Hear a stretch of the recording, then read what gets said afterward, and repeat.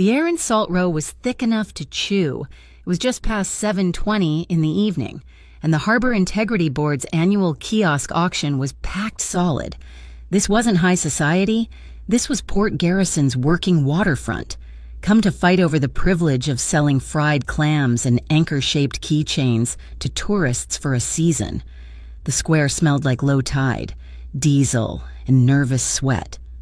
I was leaning against a brick pillar, sketchbook in hand, pretending to work. I sketch for the city. Sometimes it's a community mural proposal. Sometimes it's drawing the face of a trembling witness in Kestrel District Court. Tonight, the city wanted vibrant energy. All I saw was desperation and humidity. My eyes weren't on the crowd. They were fixed on my sister. Nomi was standing near the cheap plywood dais, clutching a clipboard to her chest. She was 7 months pregnant, the swell of her belly straining against the official blue HIB polo shirt. She was coordinating this mess, and she was wilting. A bead of sweat traced a line down her temple, and she kept wiping her palms on her maternity slacks. She looked small, overwhelmed, and entirely out of place. The crowd noise was a dull roar, an auctioneer testing a microphone, fishermen arguing over zoning, gulls screaming overhead. Then, the noise didn't just fade, it shattered. It was replaced by a voice, not a shout, not yet, but a low, resonant frequency that cut through the humidity like a blade. "This is unacceptable." Silence. In Salt Row, silence is unnatural. It's a vacuum. Every head in the square turned, a slow, magnetic pull. He was standing by the reserved seating area, a section of flimsy folding chairs separated by a cheap velvet rope. He was tall, dressed in a suit so dark and minimalist it looked like a hole in the humid air. He was cold. That was the only word for him. Cold like a piling on the winter dock. I didn't need the whispers to know who he was. Vasco DeMarco. His name was technically only on the DeMarco Foundation, the organization that funded half the city's youth centers, and on the Black Harbor Consortium, the entity that owned most of the useful waterfront. But in Port Garrison, his name was really whispered in relation to the Monarch Circle, the shadow government that decided which way the tide really turned. He was looking at a small, laminated seating chart in his hand, then at the empty chair, then directly at my sister, who was the nearest person wearing an HIB logo. "I was told my representative's seat was here," he said, his voice dangerously level. "It is not—" Nomi flinched. She swallowed, clutching her clipboard tighter. "Sir, I can check the main list. Sometimes the placards get moved." "This placard," DeMarco said, tapping the card in his hand, "was confirmed. I'm sure it's just a simple mistake, sir. If you'll just—" "This," he said, and now his voice did rise, a controlled detonation that silenced the gulls, "is not a simple mistake. This is incompetence." Nomi flinched again, a full body recoil, and a small, hitched sound escaped her. A half gasp, half sob. That was the sound that lit the fuse. I don't remember thinking, I remember moving. I pushed off the pillar, my sketchbook dropping into my bag. I cut straight through the crowd, shouldering past a confused councilman and a reporter. My pulse wasn't racing. It was a single, hot thud in my ears. I felt like a live wire. I planted myself directly between the mountain in the suit and my 7 months pregnant sister. I had to look up. He was even taller up close. His face was all sharp angles and unforgiving planes. "I don't care who you are," I said. My voice was low, but it didn't shake. "You don't yell at a pregnant woman." The silence that followed was different. It was brittle, astounded. Behind DeMarco, 2 men who had blended perfectly into the shadows suddenly became visible. They weren't dressed like security. They were dressed like him, just cheaper. They shifted their weight, a subtle, synchronized movement. One of them, the one on the right, let his hand drift, just slightly, toward his waistband. He didn't reach for anything. He didn't have to. The air crackled with the implication. Vasco DeMarco didn't look at his men. He didn't look at my sister. His eyes dark, unreadable, and utterly devoid of warmth were locked on me. He wasn't angry anymore. He looked assessing, like he was studying a new, interesting species of insect. He tilted his head, a slow, deliberate motion. A fraction of his mouth ticked upward. It wasn't a smile, it was a calibration. "Take me there," he said. The air rushed out of the crowd in a collective gasp. He hadn't misheard. He'd heard the unspoken "go to hell" hanging in my stare, and he'd accepted the invitation. My blood was so hot it felt cold. "Fine," I snapped, my chin high. "Hell has rules. You lower your voice, you sit down, and you apologize to her." "Lark, no," Nomi whispered behind me, her hand grabbing the back of my shirt. The main HIB manager finally scrambled over, his face pale and sweaty, wringing his hands. "Mr. DeMarco, sir. A terrible misunderstanding, a seating error. Oui.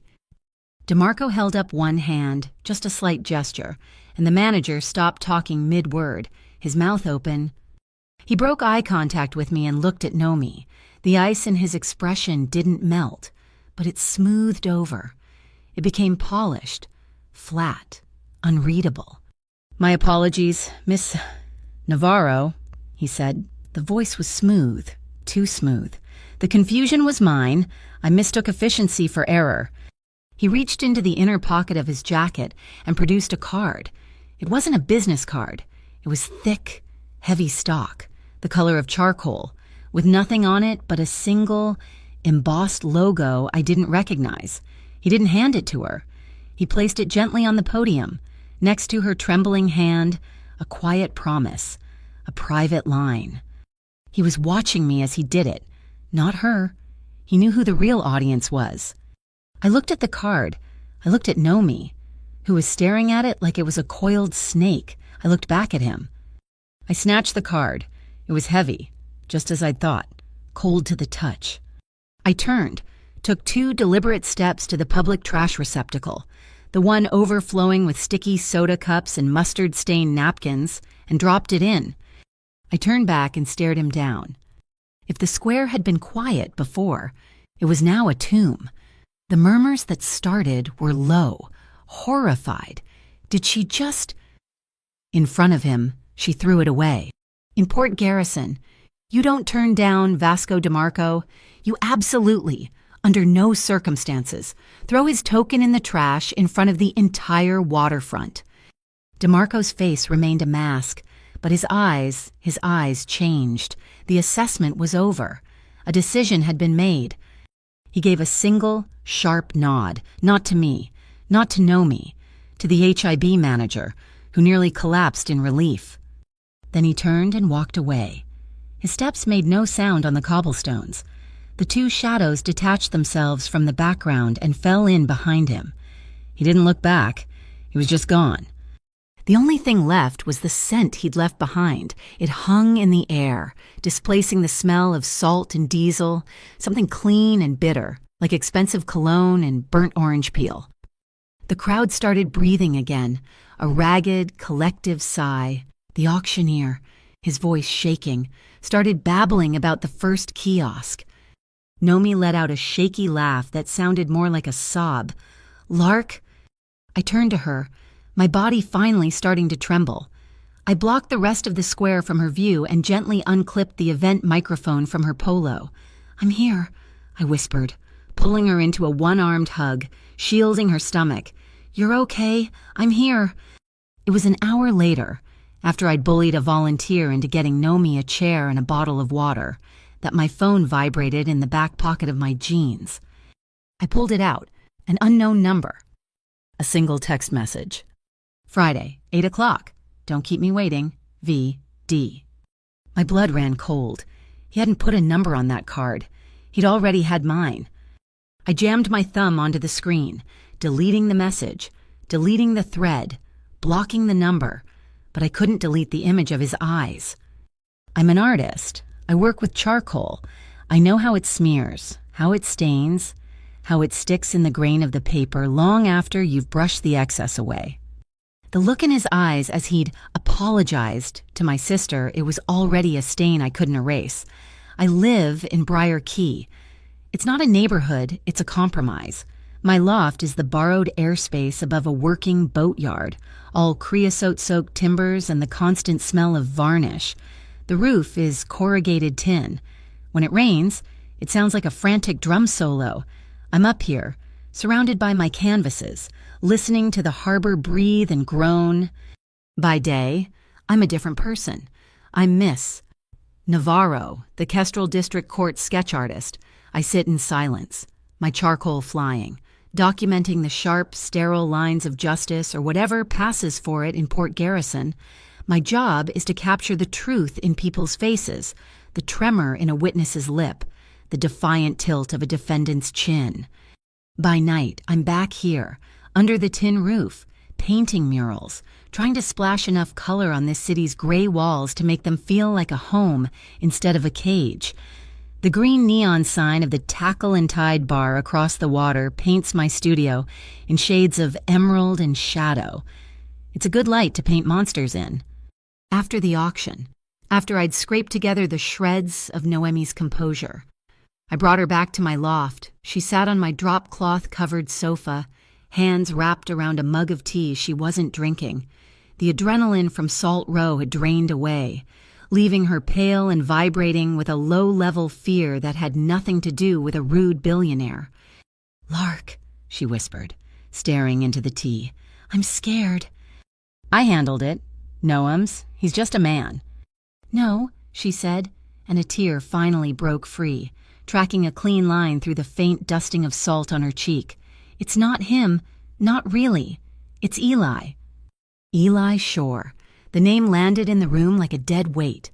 The father of her baby, the man who was supposed to be picking out cribs with her, the man who, for the last 3 weeks, was vapor. He was an agent with the MVM, the Maritime Verification Mandate, a glorified harbor cop with a federal badge, which in Port Garrison just means you have more expensive enemies. He didn't just leave. "Lark," she choked out, the mug rattling in her hands. "He disappeared. Right after that data leak at the MVM. I stopped wiping my brushes. I'm in the courthouse every day. I hear things." The whispers had been getting louder. The MVM was leaking like a rusty bulkhead, and the Monarch Circle Vasco DeMarco's organization had just lost a very significant, very expensive set of containers. They'd vanished right off Pier 13, a magic trick in broad daylight. The official word was logistical error. The rumor was that the MVM was tearing itself apart looking for an inside man, the one who'd turned off the cameras and scrambled the manifests. Nomi looked up at me, her eyes wide with a terror that dwarfed the incident at the auction. "They think Eli was the inside man," she whispered. "His name, it's on a list. Lark, a bad one. The people who lost those containers, they think he helped steal them." The air left my lungs. "Vasco DeMarco, Pier 13. "Nomi," I said, crouching in front of her, trying to keep my own voice from shaking. "What does this have to do with you?" "What if they think I know something?" she cried, the words tumbling out. "What if they think I know where Eli is or what he took? That man tonight, he runs everything. What if he—" I grabbed her hands. They were ice cold. "He doesn't, and he won't," I said, the words feeling like rocks in my mouth.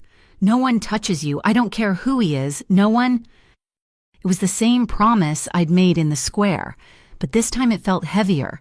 This time, I knew I was lying. I couldn't protect her from him. The next day was Tuesday. I was trying to sketch a new mural proposal, kids from the quay reaching for a stylized sun, but my hand kept drawing sharp, angular shadows. A delivery guy buzzed up to the loft, looking lost. "Lark Navarro." It was an orchid, a single, perfect, white phalaenopsis in a minimalist slate vase. It was impossibly beautiful and completely sterile. There was no card. On Wednesday, it was dahlias, a huge, exploding bouquet of them, the color of a deep bruise, almost black. Again, no card. Just the heavy, sweet scent filling my turpentine-laced air. On Thursday, I was waiting by the door. The delivery guy flinched when I opened it. This time, it was a cluster of black wax flowers. They looked like polished obsidian, cold and unreal. This time, there was a card, the same heavy, charcoal gray stock from the auction. It wasn't a note. It was a taunt. 3 words in precise, sharp handwriting. You dropped this. He was mocking me for throwing his other card in the trash. I threw the flowers, vase and all, into the industrial dumpster behind the boatyard. Friday came. I had ignored the 8 o'clock text from 2 nights ago.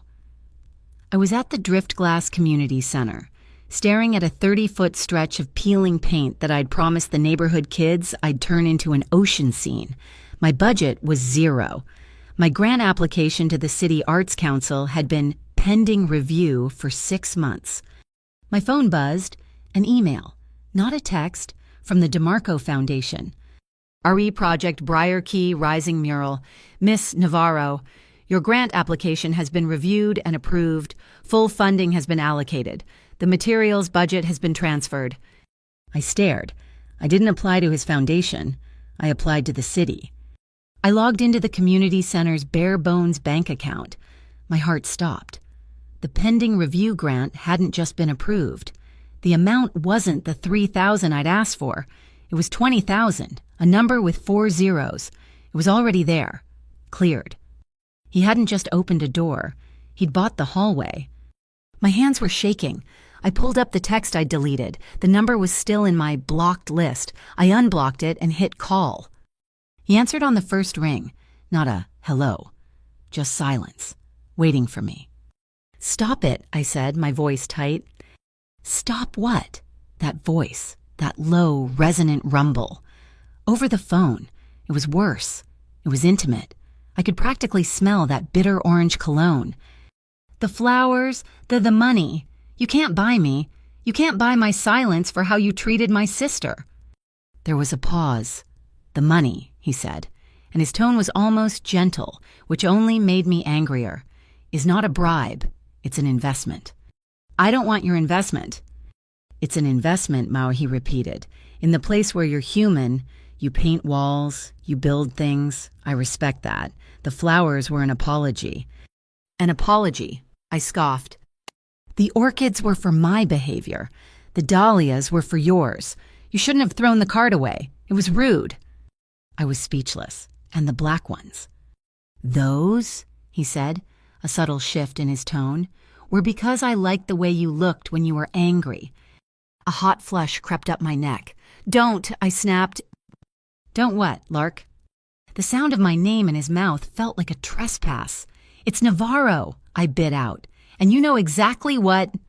There it was, a sound, not a laugh. It was the acoustic shadow of one, a low vibration in his chest that the phone barely picked up. Navarro, then join me for dinner tonight. Absolutely not. The Harbor Light Hotel, 8 o'clock. We'll be civilized. The Harbor Light, the glass-walled restaurant overlooking Salt Row, where it all started. I can't, I said, grabbing the first, truest excuse I had. I'm working. I have to finish sketches for a victim impact statement, a hearing tomorrow morning. Then work, he said, as if it were the simplest thing in the world. Bring your sketches. I'll sit far away, silently. I'll learn some manners. He hung up. Not a goodbye, just the click of a disconnected line.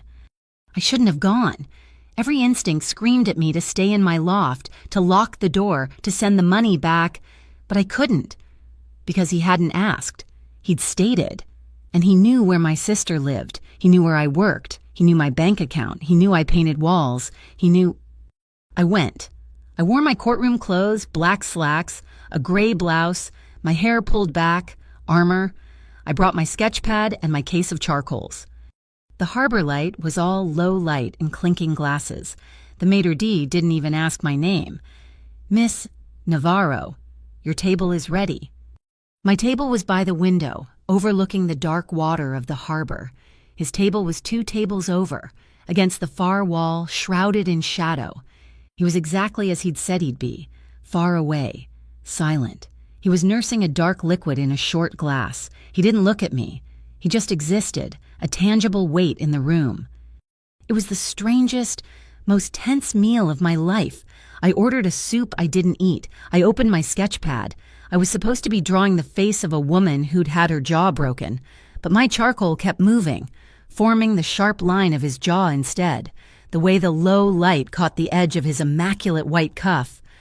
I kept sketching him from my peripheral vision, a study in controlled shadow. He never moved. He never looked. He just drank. After an hour of this silent, high-stakes theater, I couldn't take it anymore. I threw a $20 bill on the table, snapped my sketch pad shut, and left. I didn't look at him as I walked out. The cold salt air outside was a relief, until I got to my car. My old beat-up hatchback was parked under a flickering streetlight, and it was leaning, tilted sadly to the right. Both passenger side tires were flat. Not just flat, slashed. The rubber gaped open in ugly, deliberate wounds, a violation. I stood there, frozen. This wasn't random, this was a message. But from who, DeMarco or someone angry about Eli? A problem, Navarro. I spun around, my heart leaping into my throat. He was standing 10 feet away, in the shadow of the hotel's awning, hands buried in the pockets of his suit trousers. He must have left the second I did. "You did this," I whispered. It was an accusation. He didn't move. His eyes scanned the dark street, past me, around me. "No." "How do I know that?" "Because," he said, his voice flat and cold, "if I wanted to stop you from leaving, you wouldn't have made it to the door." He wasn't looking at me anymore. He was looking past me, into the deep shadow of the alley across the street. A flicker of movement, a drunk, maybe, a lookout. Vasco's hand came out of his pocket. He didn't wave, he didn't point, he just lifted one finger, a single, subtle, precise gesture. Across the street, the shadow detached itself from the wall. It wasn't a drunk, it was a man, and he was suddenly, violently grabbed from behind by two other shadows I hadn't even seen. There was no sound, just a muffled thump, like a sack of wet concrete being dropped, and the man collapsed. He was dragged, limp, back into the total darkness of the alley. My heart was pounding so hard I felt sick. I couldn't breathe. Vasco turned his attention back to me. His face was unreadable. He looked at the slashed tires, then at my face. "I'm no knight," he said, his voice quiet, almost rough. "I don't save people." He took a step closer, the scent of him, that bitter orange and cold air wrapped around me. "But my people," he said, his dark eyes locking onto mine. "They don't get to bleed when they're standing under my roof." He pulled out his phone, his gaze never leaving mine. "A car will be here in 2 minutes. It will take you home. Your vehicle will be repaired and returned to your loft by morning." I can't." "It's already done." He looked back at the alley, his jaw tight. "You have my apologies for the interruption. Port Garrison is forgetting its manners." He didn't wait for a thank you. He just turned and walked back into the hotel, leaving me alone under the flickering streetlight, my useless car keys in my hand. He hadn't just given me a ride. He'd claimed me, my people. My hatchback was back in its spot under the loft by sunrise, just as he'd promised, not a scratch on it. The two new passenger side tires were a different brand from the driver's side, but they were pristine. It was a reminder Vasco DeMarco fixed what he claimed. But my people didn't sit right with me. It was a brand, and I wasn't his property. And bleeding under his roof meant he saw the entire Harbor Light Hotel, maybe the whole city, as his roof. The fear for Nomi was a living thing in my gut. Eli hadn't just stepped in a puddle. He'd walked off a pier, and my sister was tethered to him. I'm a sketch artist. I'm paid to see what others miss. My studio wasn't just a place to paint, it was my evidence room. I cleared my largest corkboard, the one I usually used for mural concepts. I tacked up a map of Port Garrison. I drew a tight, red pencil circle around Pier 13. I pinned up a photo I'd snapped of Salt Row during the auction, right before the confrontation. I was connecting dots, but the thread was invisible. I needed thread. I called Rhea Kincaid. Rhea and I used to sit on the courthouse steps, sharing lukewarm coffee, me sketching the lawyers, her scribbling in a notepad. Now she was the sharpest investigative reporter at the North Star Press, and she still ran on bad coffee and adrenaline. "Lark Navarro," she answered, her voice already sounding like she'd run 3 miles. To what do I owe the pleasure you finally punching a judge? I need harbor gossip, Rhea, unofficial. What's the real story with the MVM? I heard her chair squeak. Unofficial lark. Gossip doesn't cover this. The MVM is eating itself alive. It's not just a leak, it's a flood. The buzz is that there's an internal unit, they're calling it the Task Fire Unit, that went rotten. They're not just looking the other way. They're actively using MVM authority as a shakedown racket. They seize contraband, then sell it back to the highest bidder. So they're dirty, I said, sketching a badge on my notepad, then scribbling it out. They're filthy, Rhea corrected. And it gets better.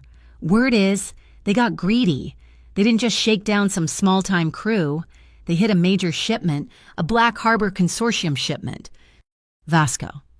Rhea, I said, trying to keep my voice even, have you heard the name Eli Shore? A pause. Yeah, MVM. He's on the Task Fire roster, and he's been off the grid for 3 weeks. Why? Lark. He's the father of Nomi's baby. The silence on her end was heavy. Oh, Lark, help. Okay, be careful. This isn't just about stolen cargo. This is about dirty feds and the Monarch Circle. That's not a fight, that's a tidal wave. I know, thanks, Rhea. I hung up, my stomach churning. If Eli was part of the corrupt MVM unit. My laptop pinged, an email. It wasn't from Rhea. The sender was an anonymous encrypted address. The subject line was just a single period. Attached was a video file. My hand was shaking as I clicked it. The footage was grainy, time-stamped 3 a.m, 2 days before Eli disappeared. It was filmed from a distance, probably a crane. It showed a desolate corner of the container yard. I recognized Eli instantly, even in the watery night vision green. He looked frantic, pacing. He was meeting someone. A figure emerged from the shadows between 2 stacks of containers. This person was broader than Eli, moving with a swagger. The figure handed Eli a thick envelope. Eli took it, but he was shaking his head, arguing. The camera zoomed in. It was shaky, but it focused on the second man's hand as it gestured angrily. On his left pinky was a ring. It was heavy, silver, catching the dim light. The carving was unmistakable. A bird of prey, a falcon. I knew that ring. I'd sketched it 6 months ago in Kestrel Court. It was the signet of the Arclight crew. The Arclight crew weren't just rivals to Vasco's Monarch Circle. They were the plague, where Vasco used influence and cold, hard business. Arclight used chaos. They were the ones who dealt in the shadows, in the things that screamed. My blood ran cold. Eli wasn't just a dirty MVM agent. He was a dirty MVM agent taking money from Vasco DeMarco's mortal enemies. My laptop pinged again. Same anonymous sender. This one was just text. Don't pull Nomi into this. Tell Vasco to watch his back. I stared at the screen, the pieces clicking into place like the tumblers of a lock. Tell Vasco to watch his back. Eli wasn't just missing. He wasn't just dirty. He was trapped. He was a man drowning between 2 warring ships, the corrupt MVM unit he worked for and the Arclight crew they were probably double-crossing. And he was trying to warn Vasco. My phone vibrated on the table. The number. The one I'd blocked, which had somehow reappeared. St. Meridian, noon. It wasn't a request. St. Meridian wasn't a church anymore. It had been gutted by a fire a decade ago, a hollowed-out stone skeleton. Until 6 months ago, when the DeMarco Foundation had generously donated funds to have it stabilized and turned into a community arts center. My arts center, the one my $20,000 mural grant was for. It was neutral ground, but the deed was his. I found him standing in the center of the nave, staring up at the bare, fire-scarred stone where an altar used to be. The air smelled like old incense, plaster dust, and him, that sharp, bitter orange. You wanted to see me. He turned. His presence seemed to suck the light out of the cavernous space. You received a warning. It wasn't a question. He knew. Of course he knew. I received a warning for you, I corrected, crossing my arms. It seems Eli Shore is concerned for your well-being, and he's meeting with the Arclight crew. Vasco's expression didn't flicker. He's concerned for his own. The Arclight crew are not known for their generous severance packages. He took a step toward me, his eyes analytical. You're investigating? My sister is 7 months pregnant, terrified, and the father of her child is caught between whatever this is and you, I said, jabbing a finger toward him, are at the center of it. Yes, I'm investigating. Good. That one word threw me off. Good. You see things. You're a sketch artist. You don't just see a face. You see the lie behind it, the fear, the desperation. I need those details. The MVM is compromised. The Arclight crew is moving in the light. I need eyes that aren't on my payroll. I'm not your spy. I don't want a spy, he said, and he was closer now. Close enough that I had to tilt my chin up. I want a cartographer. I want a map of the truth. You observe. You record. You draw your conclusions. You stay legal. You stay safe. And in return, I challenged, what's my incentive? In return, he said, his voice dropping, the sound resonating in the stone room. I put a perimeter around Nomi. I put one around your loft. The men who slashed your tires, they were Arclight. A message to Eli, delivered to his sister-in-law. They won't get that close again. I protect what's yours. My breath hitched. He'd known. He'd known who it was in the alley. My terms, I said, my voice shaking but hard. I'm not your employee. I keep the right to say no, to anything at any time. And you keep your distance when I need it. No more flowers, no more cryptic grants. We are not allies. We are two parties with a mutual interest in my sister's safety. He watched me for a long moment as if deciding, boundaries, he said, nodding slowly. Boundaries are how both sides survive. Agreed. Then if we're mapping the truth, I need the real coordinates. I pressed, Pier 13. It wasn't just containers. What did they take from you? His eyes hardened, the warmth of a glacier. The manifest said medical equipment, 3 containers, a legitimate shipment from my consortium. He paused, the air growing colder. The manifest was a lie. The medical equipment was a cover, padding for the real cargo. Which was maritime tracking chips, next generation, untraceable by conventional scanners. They allow the user to create ghost ships on any radar or make real ships disappear entirely. I felt the blood drain from my face. I'd grown up on the harbor. I knew what that meant. To blind the port. To blind the port, he confirmed, his voice chillingly flat. The Arclight crew isn't interested in medical supplies. They're interested in cargo that doesn't want to be tracked, cargo that doesn't go on a manifest.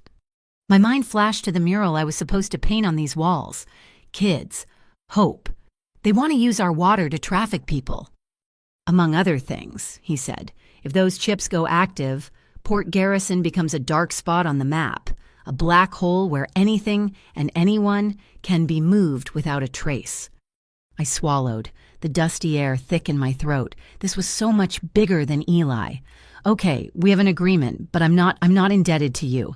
This isn't a debt. No, he agreed. Debts are messy. This is a transaction, a covenant. He held up 3 fingers, just slightly. We'll do it by the old harbor code.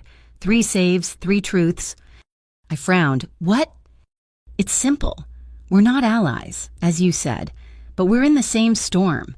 If I have to pull you from the water, if I save your life, or your sister's, you owe me one truth, an honest answer to one question. No evasions, no lies.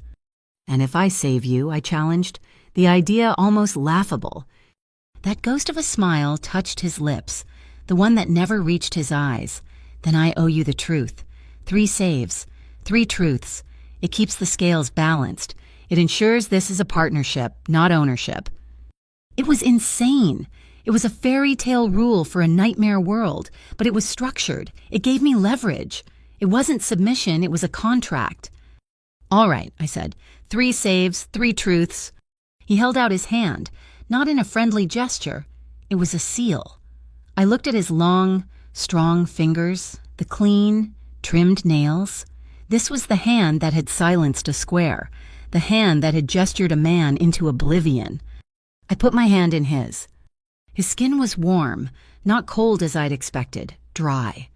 His grip was firm, enveloping mine completely, and the second our palms touched, it happened, a jolt. Not a metaphor, a literal, sharp static shock that snapped from his skin to mine. It ran straight up my arm, a zip of heat that detonated in my chest. I inhaled sharply, pulling my hand back as if I'd touched a live wire. He must have felt it too. His eyes had widened, just a fraction, and he looked down at his own hand, then back at me. The air between us was suddenly thick, vibrating. "Boundaries," I said, my voice huskier than I wanted. Vasco DeMarco stared at my hand, then at my face, the echo of that jolt still hanging in the empty church. Boundaries. He agreed. Vasco DeMarco kept his word. That was the first unsettling truth I had to accept. 2 days after our handshake in the hollowed-out church, Nomi was no longer in her cramped, ground-floor apartment by the bus depot. He moved her, not to a steel tower, not to a penthouse, but to a quiet, unassuming brick building in Kestrel Heights. It was a residence called Women of the Wharf, a discreet recovery and transitional home for the wives and children of harbor workers who'd met trouble. It was clean, secure, and had a community garden. It was also funded, entirely and quietly, by the DeMarco Foundation. He hadn't put her in a fortress. He put her in a sanctuary. My role as cartographer began immediately. It meant I was now, bizarrely, part of his orbit. I was the observer, the shadow he permitted. I followed him to a meeting of the Maritime Trade Council, sitting in the back row with my sketchbook. Pretending to be a student, it was aggressively boring. They spent an hour, a full 60 minutes, arguing about new anchoring tariffs. But Vasco was hypnotic. He didn't lounge. He didn't intimidate. He sat perfectly still, listening. When he finally spoke, his voice cut through the bureaucratic droning. "The proposed tax on cold ironing," he said, "disproportionately affects independent haulers. You are calculating the control tax based on gross tonnage, not time at dock. That is an error. It needs to be revised." He knew the laws, not just the spirit of them, but the precise, weaponized fine print.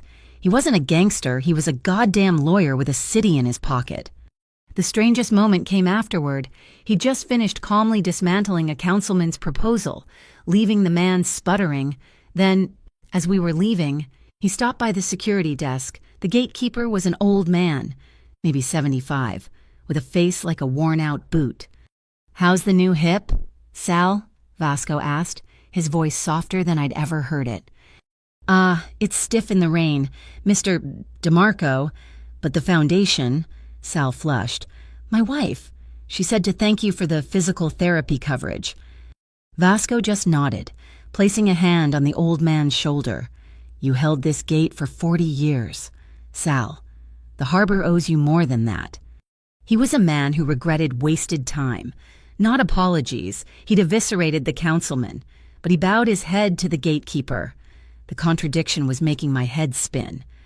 The next afternoon, I was in my loft, fighting with a 30-foot canvas, trying to make the gray Port Garrison sky look like hope instead of smog.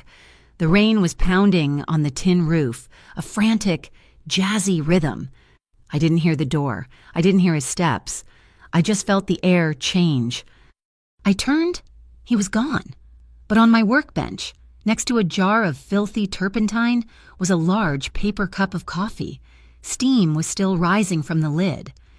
I picked it up. Scrawled on the side of the cup in a sharp, black script was a note. "Don't let the cobalt blue dry in the rinse cup. It stains." My heart did a stupid, frantic kick flip. I looked at my rinse cup. It was, in fact, stained a deep, permanent cobalt blue. He hadn't just dropped off coffee. He'd watched me. He saw me. He'd seen my lazy habits, the details of my work, and hadn't judged. He'd just observed. I drank the coffee. It was perfect.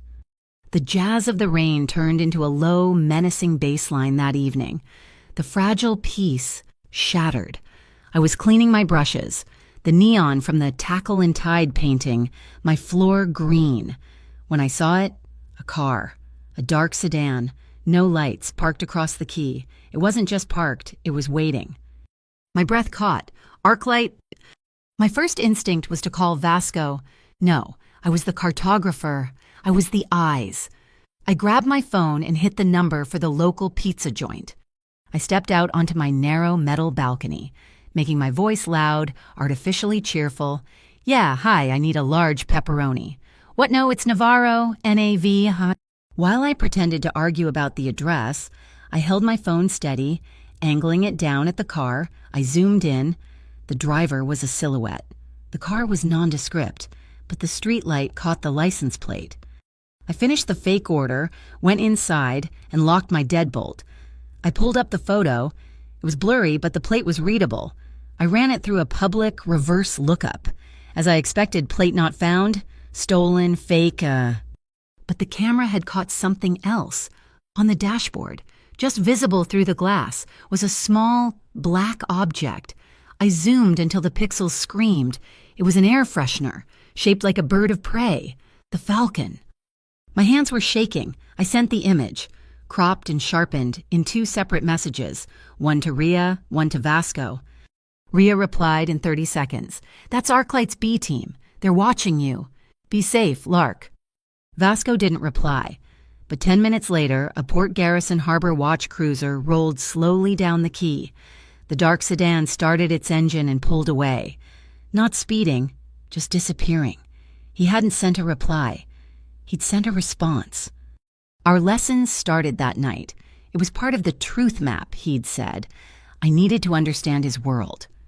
We were at a quiet bar downtown, one I'd never been to. We sat in a back booth. This is a lesson in language, he said, nursing his dark, neat liquor. Look at that table. He indicated a group of 4 men in suits. Who is in charge? The one at the head of the table, I said. The one talking. No, Vasco said. The one talking is the wall. He's noise. The man in charge is the one on the end, with his back to that wall, facing the door. He hasn't spoken. He's the only one not drinking. He controls the exit. The man next to him, see how he pays. He holds the wallet. He's second. The wall is third. The 4th man, the one checking his phone, he's wallpaper. He's irrelevant. I watched. He was right. The man facing the door made a small, 2-fingered gesture. The wallet paid the check. The wall stopped talking. The wallpaper scrambled to keep up. My world was lines and colors. His was gravity and power. I traded him my own lesson. He came back to the loft, this time with the rain. He stood in front of my unfinished mural, his hands clasped behind his back. It's bright, nah, he said. It's supposed to be. I was mixing paint on my palette, my hands stained with ochre and raw sienna. I was trying to get the skin tone right for one of the children in the mural. He watched my brush. How do you do that? Make a person out of that. He pointed at the primary colors. It's not magic, I said, a little defensively. You just need 3 yellow, a little red, a little blue. That's the base for almost every skin tone. You just have to know the balance. The blue, that's the shadow. The red is the blood. The yellow is the life. I held out the palette to him, offering my brush. Here, you try. He looked at the brush, then at me. For the first time, he looked uncertain. He took the brush. He was clumsy, his large, controlled hand awkward with the delicate bristles. He dipped it in the red, then the yellow, then too much blue, creating a muddy gray. He frowned. It's just gray. You went too dark, I said, my voice soft. Too much shadow. He looked at the palette, then at his own hand. I was born in monochrome, Navarro, he murmured, a startling, vulnerable admission. I don't see the shades in between. I put my hand over his, guiding the brush. Then I'll teach you. That night, I dreamed of my mother. She was standing in my loft, but it was clean and sunlight was pouring in. She was holding out a single charcoal pencil to me, smiling. The ring of my phone sliced the dream in half. I woke up, my heart jammed in my throat. The loft was pitch black, 3:15 in the morning. I fumbled for the phone. Vasco? I answered. What? Someone's at Nomi's door. His voice wasn't calm. It was a low, controlled growl, the alarm system he'd talked about.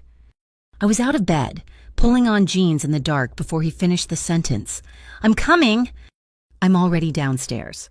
I flew down the steps, not bothering to lock my loft, his car, a dark, silent sedan that probably cost more than my building, was idling at the curb. I jumped in. We didn't speak. The drive to Kestrel Heights took 4 minutes. The city was a blur of dead traffic lights and fog. We moved up the stairs of the residence, silent. Vasco was in front of me. At the top of the landing, he stopped. He put one arm out, flat, blocking me.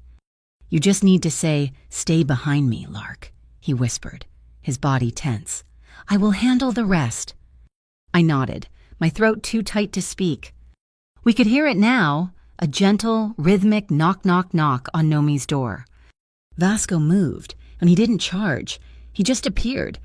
He stood beside the door, out of the peephole's view, and I stood behind him, my fists clenched so tight my nails were cutting into my palms. The door opened. A small, young woman in nursing scrubs stood there, holding a steaming thermos. She looked at Vasco's 6'3" frame, his face like thunder, and she squeaked. Nomi appeared behind her, tying a bathrobe. "Lark, mister. DeMarco, what?" The young woman held up the thermos, trembling. I'm Jun, the night volunteer. I brought Nomi some hot ginger soup. For the swelling in her ankles, I didn't want to wake her, but..." The tension didn't just break, it evaporated, leaving us all feeling foolish and weak-kneed. Nomi, seeing the look on my face, and let out a shaky, half-hysterical laugh. "Oh my God, you thought..." Vasco just leaned against the wall, closing his eyes for a single second. The coiled steel tension left his shoulders. We ended up on the front steps of the residence, the false alarm adrenaline draining away, leaving us cold and hollow. It was almost 4 a.m. "I was so scared," I whispered, rubbing my arms. "My heart, I thought they'd found her." Vasco watched the empty street. "Fear isn't the opponent, Lark," he said, his voice quiet. "It's the alarm system. It means you're paying attention. You did good." He didn't leave. I went in to sit with Nomi until she fell back asleep. When I came out, he was still there. He'd pulled one of the hard plastic chairs from the residence lobby into the hallway. He wasn't going home. He was standing watch. That was the first save. He was keeping his word. He was protecting her. I didn't leave. I went back to the lobby, found a stray piece of copy paper and the pencil I always keep in my pocket. I sat where he couldn't see me, and I drew. At dawn, I found him.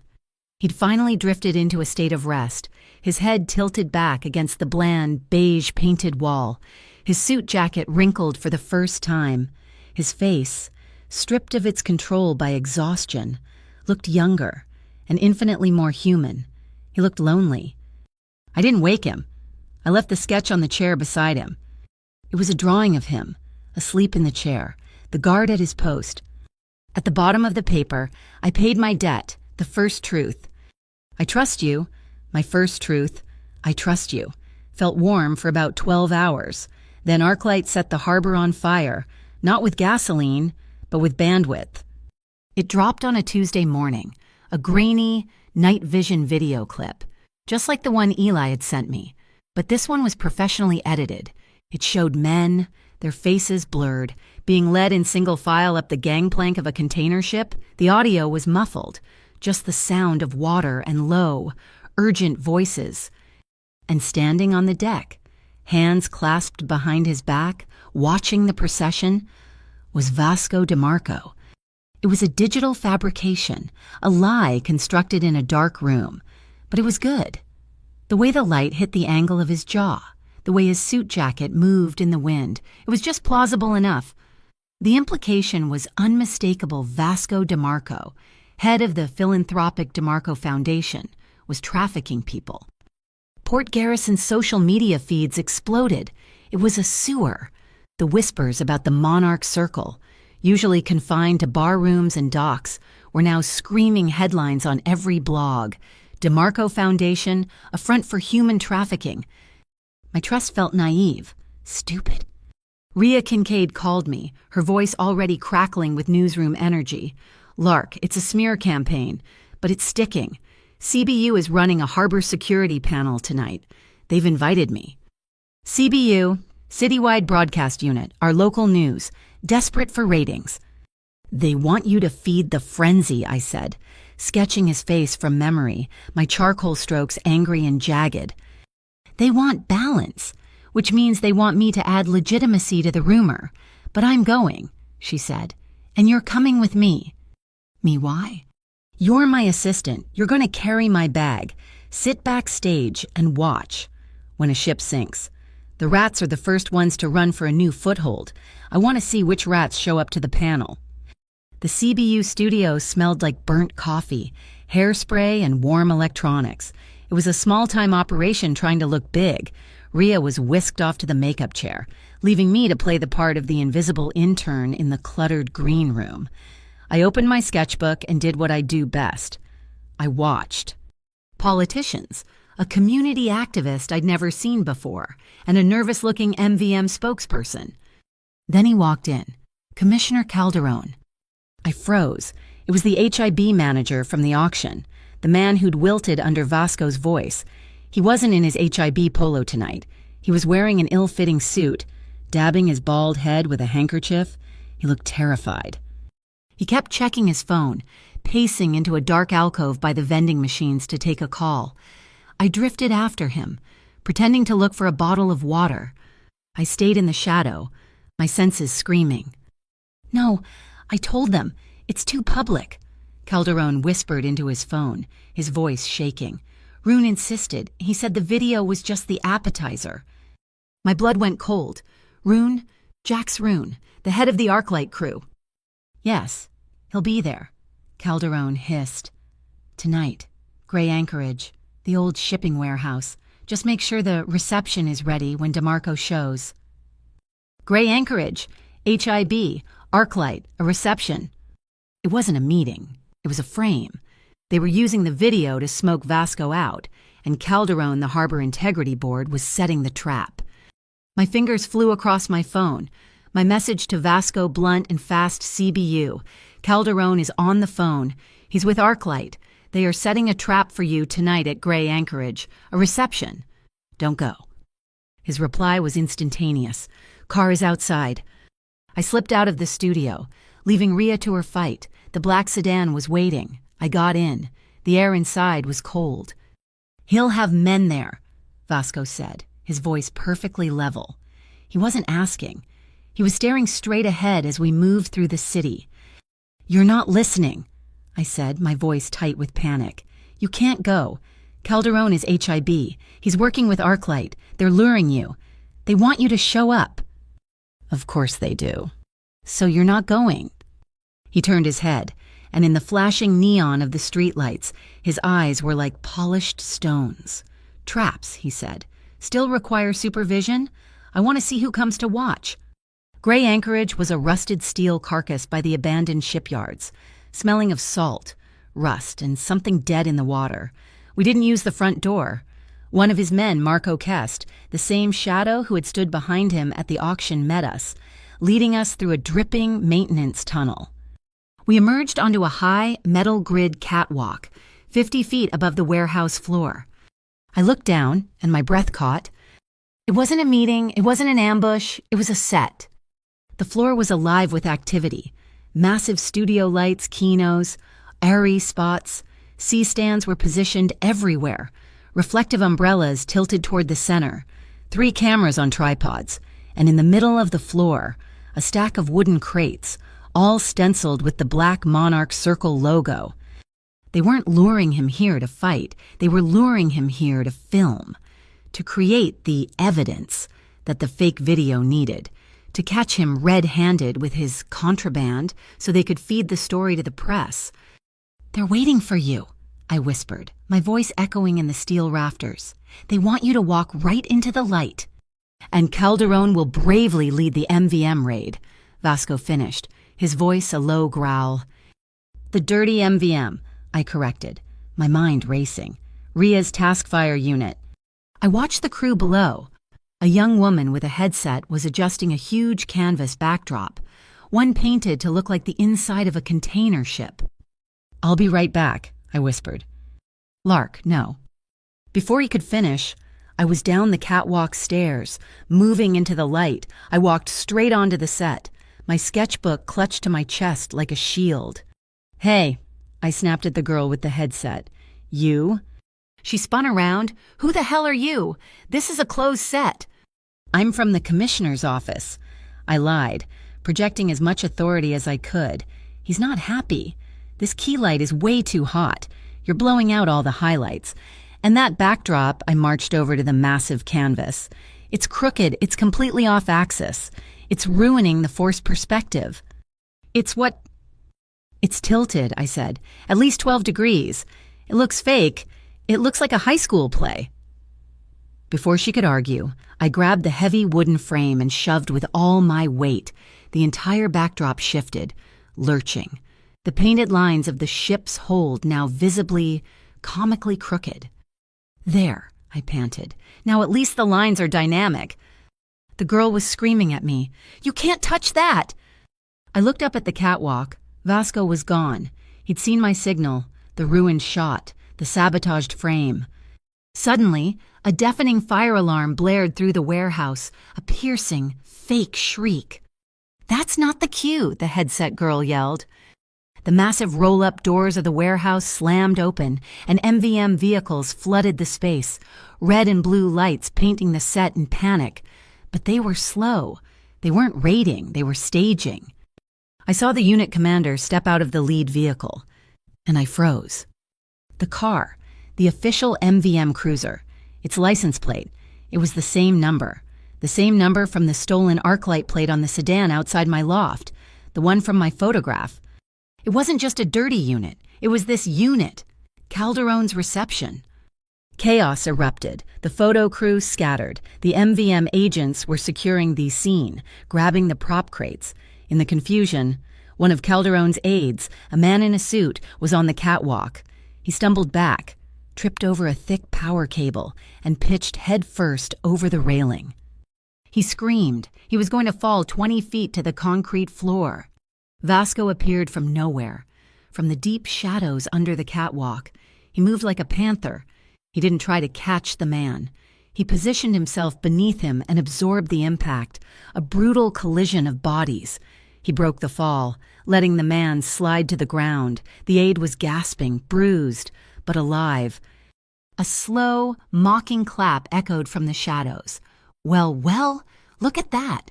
Jax Rune, the ArcLight leader, stepping out from behind a camera, his face split in a grin. "The big boss has a soft spot. Good to know. DeMarco." My eyes darted. Rune was the distraction. Where was the real threat? I saw him. Across the floor, half hidden by a massive light stand, watching Vasco with cold intensity. He was wearing the ring, the falcon, the man from Eli's video. He was in shadow, but I was on a photo set. I ran to the main lighting panel. "What are you doing? Get away from that," the technician yelled. "Fixing the exposure?" I grunted. I slammed my hand on the breaker for the largest light, a high-intensity 5K spotlight. It hummed to life. I grabbed the fixture's handle hot enough to sting and angled it. Not at Rune, not at Vasco, but straight at the hiding place of the Falcon Ring Man. I hit the power. It was like the sun exploding. The beam hit him dead on. He cried out, throwing a hand up to shield his face, blinded and perfectly illuminated. He was exposed. Every MVM agent, every ArcLight goon, everyone saw him.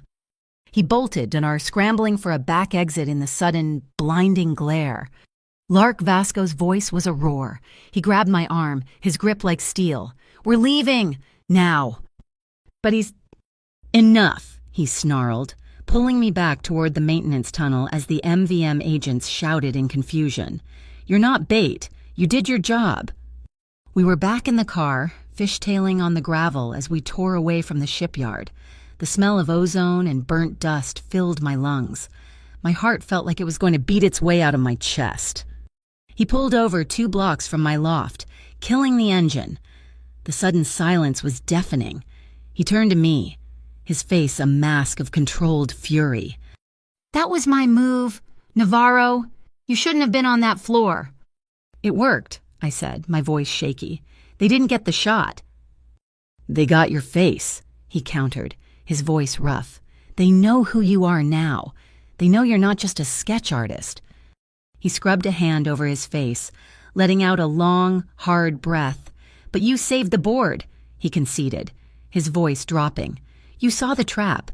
You saw the players. And you fixed the perspective." He looked at me, his eyes unreadable in the dark.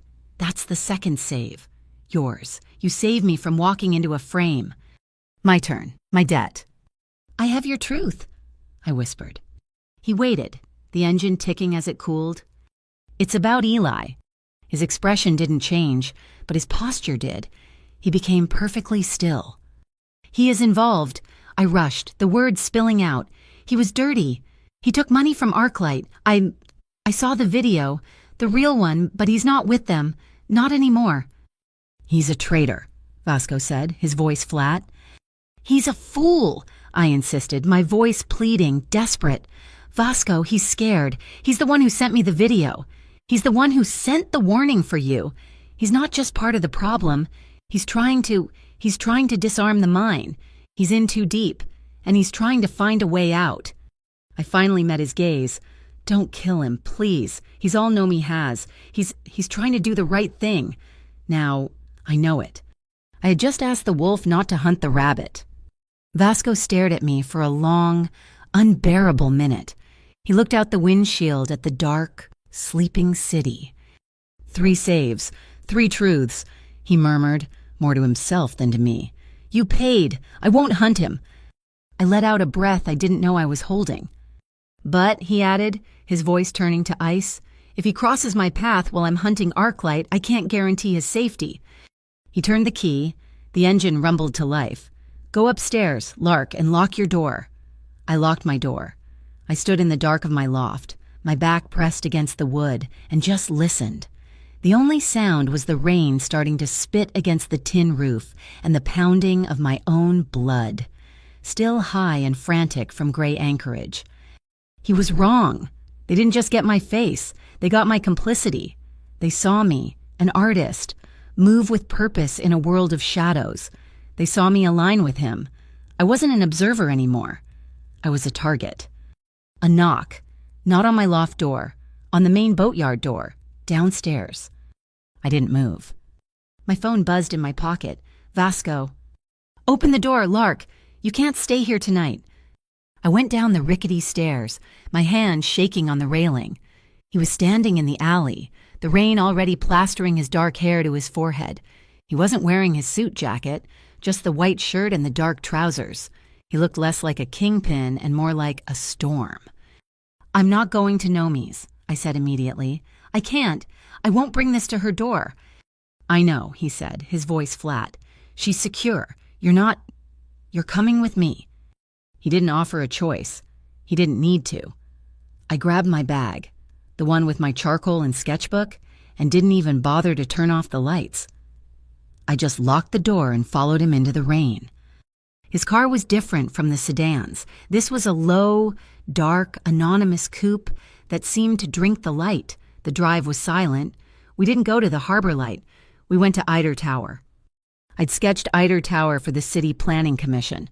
It was a ghost building, a 30-story monument to speculative real estate, all dark glass and black steel, with a 90% vacancy rate. The lobby was a marble canyon, silent and cold. The DeMarco Foundation had a name on the directory, but it was just a name. We didn't see a doorman. We didn't see a guard. He used a key card in the elevator, then a code. Then he pressed his thumb to a scanner. The elevator moved, fast and silent, with no number to indicate the floor. The doors opened directly into the sky.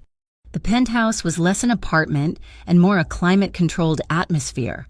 The walls were glass, 360 degrees, overlooking the entire harbor. The lights of Port Garrison were spread out below us like a handful of scattered jewels. My loft, with its tin roof and turpentine smell, felt like a different planet. He walked to a panel on the wall. The elevator is biometric. No one comes up here unless I bring them.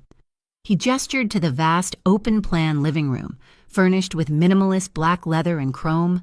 There are security cameras in the main living area and the entryway. He led me toward a heavy oak door, but not in here. He pushed it open. The bedroom was the size of my entire loft, more glass, overlooking the black, rain-swept ocean, a bed large enough to get lost in. There are no cameras in the private quarters. None in this room, he said, his voice quiet, resonating in the huge space.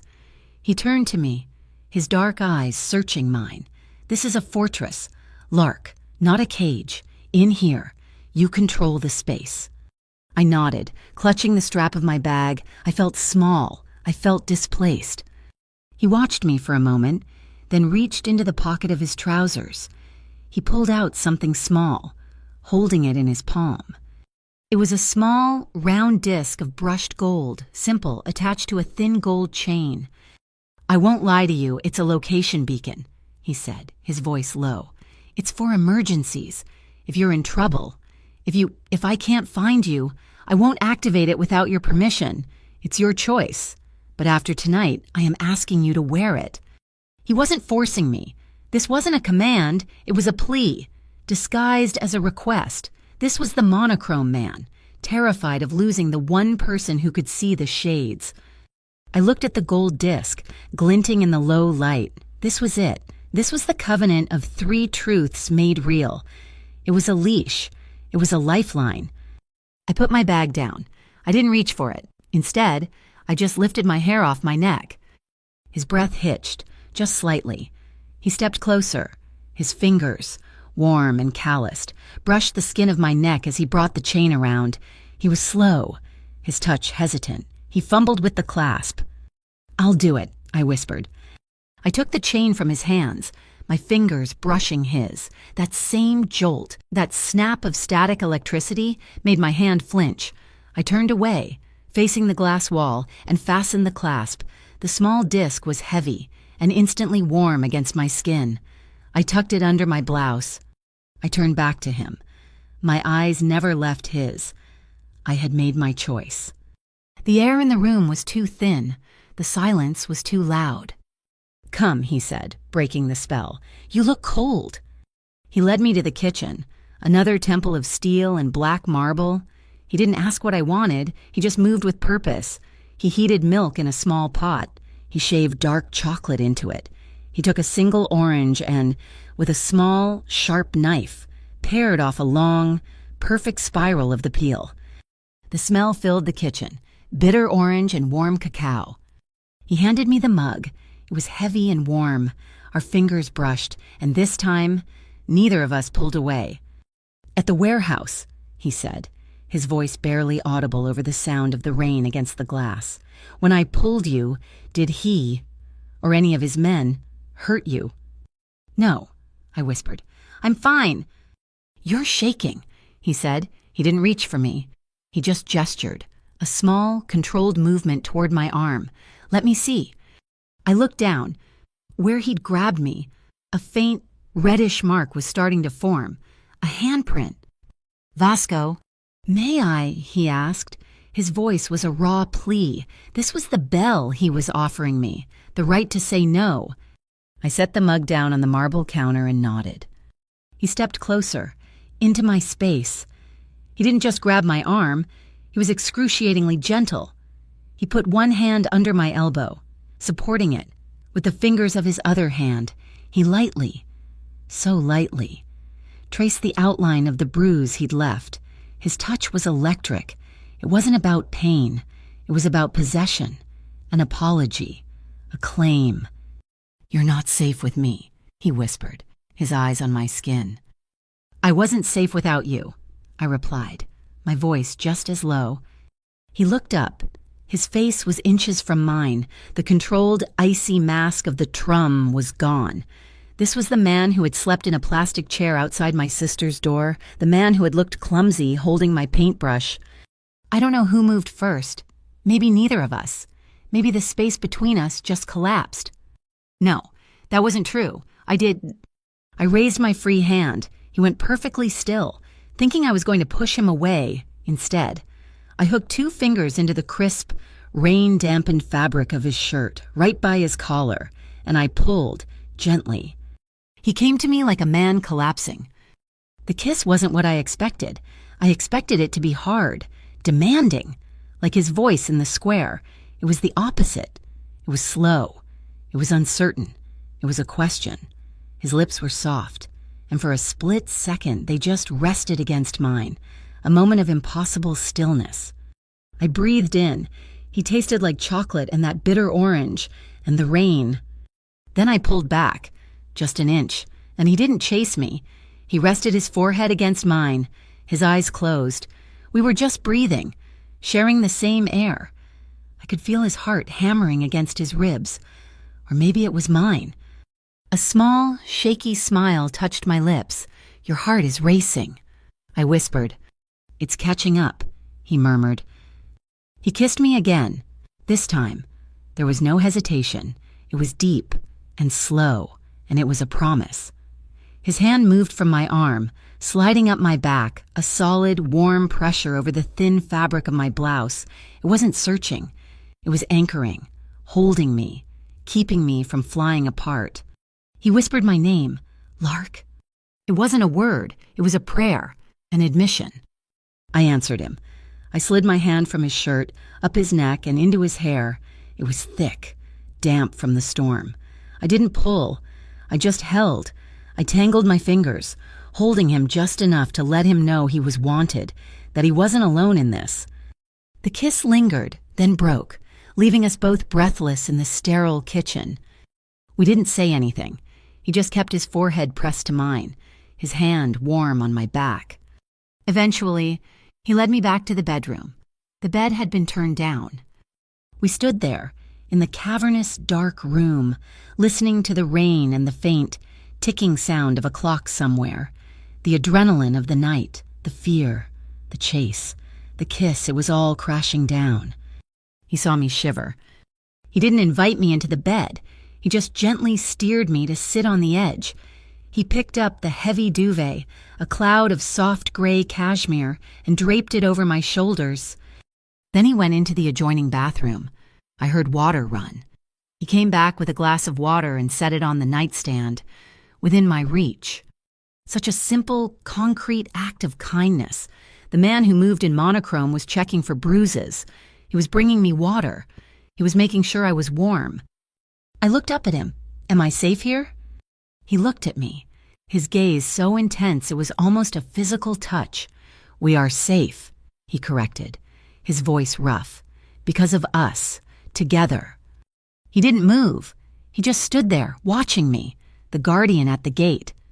"I will be here in the morning when you open your eyes," he said, his voice low. "If you want me to be." He was giving me the choice again, the out, the bell. I pulled the duvet tighter around my shoulders, the exhaustion of the last week, the last night, hitting me like a wave. I smiled, a small, tired, genuine smile. "I'll want coffee," I said. "A lot of it." He smiled. It wasn't the ghost of a smile from the church. It wasn't the smirk from the auction. It was a real, slow, devastating smile. The ice didn't just melt, it shattered. It changed his entire face, erased the hardness, and left only the man who had looked lost holding a paintbrush. He didn't get in the bed. He just sat on top of the covers, his back against the headboard, his legs stretched out. A silent, armed, beautiful guard. "Rest, Lark," he murmured. And for the first time since Eli disappeared, surrounded by glass, high above the sleeping, dangerous city, I did. My phone buzzed on the glass-top table of the penthouse. It wasn't a text. It was a data drop, a set of coordinates from Rhea. "Switchyard 9, Old Freight Depot. He's there. Now." I looked up. Vasco was standing by the glass wall, looking down at the city, a mug of coffee in his hand. He hadn't slept. I hadn't either. He'd kept his promise, staying on the edge of the bed, a silent, watchful presence. Now, In the gray morning light, he looked more like a man than a myth. He saw the look on my face. Eli, he stated. Rhea found him. Switchyard 9. He put the mug down. He's running. Or he's waiting, I countered, pulling on the boots I'd worn the night before. I'm coming. No. You're the cartographer. You're not tactical. Vasco, I said, my voice hard. I know his face. You don't... He's terrified, and he'll bolt if he sees you or your men. If I go, he might listen. I touched the small, gold disc hidden beneath my shirt. You'll know exactly where I am. This was the deal. I'm not a princess in your tower. His jaw tightened. Keep your distance. My distance. You stay on the perimeter. You observe. You do not engage. Am I clear? Clear, I lied. Switchyard 9 was a sprawling, rusted graveyard of dead trains. The air smelled like creosote, iron, and the damp rot of the harbor. It was just after dusk, the sky a deep, bruised purple. We didn't drive to the coordinates. We parked a quarter-mile away and moved in on foot. Shadows in a field of shadows. He moved high, disappearing onto a dark gantry that overlooked the yard. I stayed low, my feet crunching on the wet gravel, slipping between two hulking, graffiti-covered boxcars. I found him. He was huddled inside an empty hopper car, clutching a small, black waterproof case to his chest. He looked like hell. He was thin, shaking violently, and his eyes were wide, darting to every sound. Eli? He scrambled backward, a small cry escaping him. Lark, oh God, Lark, you can't be here. They'll... Nomi is safe, I said, keeping my voice low and steady. I put her somewhere safe, but you're not... What is this? Eli the MVM. Arclight, you're caught. It's the same thing, he hissed, the words tumbling out in a frantic, desperate rush. You don't understand. The Taskfire unit, they aren't just dirty. They are Arclight. They're the ones selling the MVM shipping manifests, the security blind spots. That's how Arclight knew about the DeMarco shipment. That's how they knew about those chips. And you were part of it, I said, my voice flat. No, yes, at first. He was weeping now, scrubbing at his face. I thought it was just skimming, Lark, taking a percentage off seized goods that were going to be destroyed anyway. But then I saw the real manifests, the ones they were selling, the ones they were losing. It wasn't just electronics, it was names, people. They were using the port to move people. My blood ran cold, the ghost ships. I tried to get out, he whimpered. I couldn't. They own me. So I pretended to be deeper in, I became their inside man. I collected everything. I copied the data, the rosters, the payments to Calderon at the HIB. It's all here. He tapped the case. I was trying to get proof. Lark. Proof of Taskfire. Proof of Arclight. Proof to burn them all down. I swear. My second truth had been right. He wasn't a traitor. He was just a coward trying to be brave, and he'd gotten hopelessly lost. A train horn blasted from the far end of the yard. It wasn't a warning. It was a signal. It tore the night in half. Eli stopped breathing. They followed me. Oh God, they followed me. Headlights, 2, then 4, then 6. They weren't using the service roads. They were black SUVs, flooding the yard, bouncing over the tracks, fanning out, Arclight. I looked up at the gantry where Vasco had been. He was gone. Run, I hissed, shoving Eli toward the back of the car. Now, toward the maintenance tunnels, under the overpass. I pulled out my phone. I didn't call. I just turned on the flashlight, pointing it at the westernmost gantry, and flashed it 3 times. The signal we'd agreed on in the car split, flanked them. High above, from the deep shadows of the steel beams, a single, sharp flash answered. He understood. We ran. Eli scrambled, but he was clumsy, half paralyzed by fear. The SUVs were getting closer, their high beams pinning us. They were hurting us. This way, I yelled, pulling him toward a steel staircase that led up to a concrete overpass. Lark, it's a dead end, they'll corner us. Just move. We clanged up the metal steps, the sound echoing in the yard, below.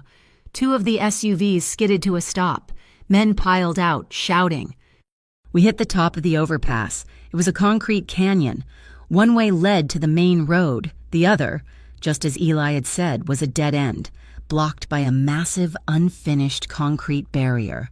The men were thundering up the stairs right behind us. I shoved Eli toward the main road. "Run! Get to the other side! Don't stop!" "What about you?" I didn't answer. I reached into my sketch bag. I wasn't grabbing charcoal. I grabbed the can of silver spray paint I used for stenciling my murals. The first two Arclight goons, moving fast, hit the top of the stairs. They saw me. There. She's trapped. I ran, deliberately, toward the dead end. I shook the can, the rattling ball sounding as loud as a gunshot. I stopped at the barrier, turned, and sprayed. A huge, glistening silver arrow pointing past the barrier into the darkness of the unfinished construction zone. "She's trying to jump," one of them yelled. They charged. I waited until the last possible second. Then I darted sideways into a narrow 2-foot gap between the concrete barrier and the chain-link fence. The two men, blinded by their own momentum, their eyes fixed on my silver arrow, didn't see the gap. They didn't see the barrier. They slammed into the concrete wall at a full-on sprint. The sound was a sickening, wet thud and a grunt of pain. My art, a perfect, false perspective diversion. I scrambled down the other side, peering into the yard. The main action was unfolding below. Eli had made it back to the tracks, but he was cut off by the third SUV. At the same moment, the MVM cruiser, the Taskfire cruiser, the one with the stolen plate number, rolled in, blocking his escape. It was a pincer. Eli tried to climb onto a slow-moving flatbed car, a desperate, clumsy move. Vasco appeared from the shadow of the flatbed. He vaulted onto the car in one fluid, powerful motion. He grabbed Eli by the collar and hauled him back to the gravel, slamming him hard against the side of the train. Eli cowered. "Don't, please!" The Taskfire agents were approaching, hands on their waists. "DeMarco, step away, MVM business." "Is it?" Vasco said, his voice ice. "Looks like my business. This man is a thief."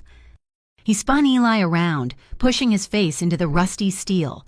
From his own pocket, Vasco pulled a set of handcuffs, fake ones, with a trick release. He snapped them onto Eli's wrists. As he did, he tossed something small and silver onto the gravel near Eli's feet. The key. "You created this game, Eli." Vasco's voice was low, for Eli alone. "I'm just changing the rules." That's when the black sedan roared in. Marco Kest was at the wheel. He didn't swerve. He aimed the reinforced front end of the car directly at the Arclight SUV, pinning it against a stack of shipping containers with a deafening crunch of metal. The MVM agent spun, distracted by the crash. "Now, Lark," Vasco roared. I was already moving, scrambling down the emergency ladder on the side of the overpass, my feet slipping on the rain-slick rungs. The ground was farther than I thought. I misjudged the last rung. My boot slipped on the wet steel. I fell, but I didn't hit the ground.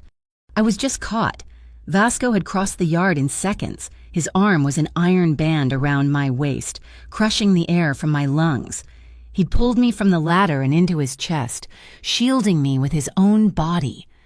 It was a half-second, a snapshot, the smell of rain, cold metal from the ladder, and the impossible, familiar warmth of his skin under his damp shirt. His heart was hammering against my cheek. "I've got you," he breathed, his voice rough. He didn't let go. He kept one arm locked around me, dragging me toward a dark, low opening in the concrete foundation of the overpass. A utility tunnel. Eli, free from the cuffs, was right behind us, clutching his case. We plunged into the darkness. We ran, stooped over, through a tunnel that smelled like mud and lime. Behind us, shouts and the sound of running feet. We emerged a block away, in a quiet, dark alley. We were panting, covered in grime and filth. Eli sagged against the brick wall, hyperventilating. He thrust the waterproof case at Vasco. "Here, take it. It's everything. The Taskfire roster, the private ledgers, the proof Calderon is taking a cut from Arclight. It's all there." Vasco took the case. He looked at Eli with cold, hard assessment. A high-pitched whine cut the air. I looked up. A drone. Small, black, with a single glowing red eye. It was hovering above the alley, maybe 60 feet up. Arclight, they were tracking us. I grabbed the high-powered flashlight from Vasco's jacket pocket, the one he'd used to signal me. Lark, what? I aimed it straight at the drone's camera lens. I thumbed the switch, not just on, but to strobe. The beam of pure, flashing light hit the drone dead on. The red eye wavered, the drone tilted, its motors screaming as the operator, suddenly blinded, lost control. It lurched, clipped the brick chimney of the opposite building, and spiraled down, crashing onto the gravel-strewn roof of a shed, a mess of shattered plastic and dead circuits.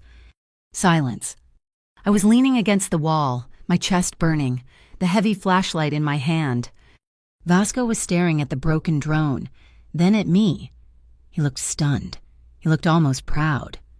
"The third save," he said, his voice rough. I nodded, breathing hard, thinking of the mission. Eli, the files, the drone. "No," he said, turning to me. The space between us was electric again, smelling of ozone and adrenaline. He touched my arm, where he'd grabbed me. On the ladder, I caught you." Oh, that was the save, not the tactical victory, me. My heart was doing a frantic, painful rhythm, half from the run, half from him. "It's my turn, then," I panted, my voice shaking. "The third truth." He waited. The sirens were in the distance now, but here in the alley, it was just us and the sound of our breathing. "Ask me," I said, meeting his gaze. He stepped closer. "Why did you really come tonight?" I looked at Eli, who was watching us. Pale and confused, I looked at the black case in Vasco's hand, the key to this whole mess. I looked back at Vasco, at the rain on his face, at the worry in his eyes that he tried so hard to hide. I took a breath, the air burning. "I'm not just doing this for my sister anymore." The sirens were getting closer. "I'm doing this for you." My third truth hung in the alley air between us, as sharp and cold as the sirens closing in. "I'm doing this for you." Vasco didn't look away. He didn't flinch. He just held my gaze, and in his eyes, I saw my truth land. He processed it, accepted it, and locked it away. The sirens were 2 streets over. He pulled me back from the mouth of the alley. "Not here." He turned to Eli, who was shaking, his face pale. Vasco didn't offer comfort. He offered a command. "My man, Marco is at the end of this alley. He will take you to a new safe house. You will not contact your sister. You will not contact anyone. You will wait. The data you provided," he tapped the waterproof case against his palm. "If it's good, you may get to see your child." It was the cruelest, kindest thing he could have said. Eli just nodded, tears streaming, and ran into the darkness. Vasco turned to me. "The game's changed. Lark, we're no longer mapping the truth. We're aiming it. We didn't use the case as a threat. We used it as an invitation." The next day, at 2 p.m, I was sitting opposite Commissioner Calderon in the Black Lark tea room. The place was all pale sunlight, whispering patrons, and the delicate clink of porcelain. It was the most civilized, public, well-lit place in Port Garrison. No one, as Vasco had said, starts a fight in a room full of witnesses drinking Darjeeling. The name of the place, the Black Lark, wasn't lost on me. I'd asked him in the car. His answer was a flat, "It's a rare bird. It thrives in harsh conditions." I didn't ask if he meant the bird or me. Calderon was sweating through his suit. He'd come because Mr. DeMarco had requested a private word about the future of the HIB. He thought it was a truce. "I don't understand," Calderon stammered, dabbing his upper lip with a linen napkin. "This meeting, the accusations from the CBU panel." Vasco was sitting next to me, perfectly at ease. He hadn't said a word. He just listened. My job, as he'd instructed, was to watch. I was applying his lesson. Calderon had taken the worst seat, his back to the room, facing a wall. He was cornered, and he'd done it to himself. His hands kept fluttering to his water glass, but he never drank. I'd already texted Rhea. We're seated, he's nervous. Stand by for 2:30. Vasco finally leaned forward, and the temperature in our corner of the room seemed to drop 10 degrees. He didn't raise his voice. He just placed Eli's waterproof case on the white tablecloth. It sat between the cream and the sugar, as black as a hole. "The Taskfire Ledger," Vasco said, his voice a low, polite rumble. "A very detailed, very compelling piece of accounting. It speaks of Doc 6. It speaks of blind manifests. It speaks of the Arclight crew." Calderon went from pale to gray. That's preposterous. Those are random audits. Internal, I don't... He said the word random. I reached my boot under the table and tapped Vasco's ankle. The tell. Vasco continued, ignoring the man's sputtering. "I am not an MVM agent. Commissioner, I'm not a cop. I'm a citizen of Port Garrison, and this..." He tapped the case. "This is a stain. It's a betrayal of the harbor. You're selling off this city's honor, piece by piece." Calderon looked around wildly. He saw no escape. He saw the case. He saw the man. And he did what all rats do. He tried to bargain with the bigger rat. He leaned in, his voice a greasy whisper. "Look, DeMarco, you and I were businessmen. This Taskfire, it's a mess, but it can be contained." "Contained," Vasco repeated, his face blank. "A change in management," Calderon said, gaining a pathetic burst of confidence. "Arclight, they're sloppy. They're animals. But the arrangement, it's profitable.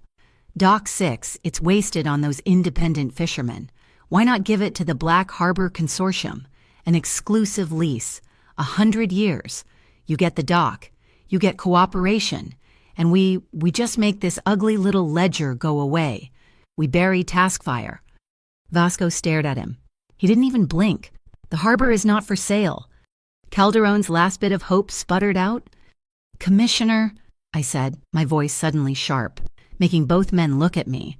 "You're supposed to be a public servant. You're teaching the kids in Vasco's youth centers that the only way to get ahead is to steal. You're just teaching them to turn the lights off first so no one sees." Calderon looked at me, bewildered, as if I were a piece of furniture that had just spoken. He was so flustered. He didn't see the trap close. It was 2:29 in the afternoon. "Commissioner," I said, my voice all false sympathy, "you look terrible. And your phone, the battery, looks low. You must be getting 100 calls." He glanced at his phone, grateful for the distraction. "Yes, it's been ringing only 4%. "Here," I said, pulling my portable power bank from my bag. Let me plug that in for you. You can't be out of touch." He fumbled, handing me the phone. "Oh, thank you. Miss Navarro, you're very..." I took the phone. My back was to him, pretending to untangle the cable in my bag. What I was really doing was placing it next to the small transmitter I'd been given. I looked at my watch, 2:30. I didn't have to do anything else. Rhea did.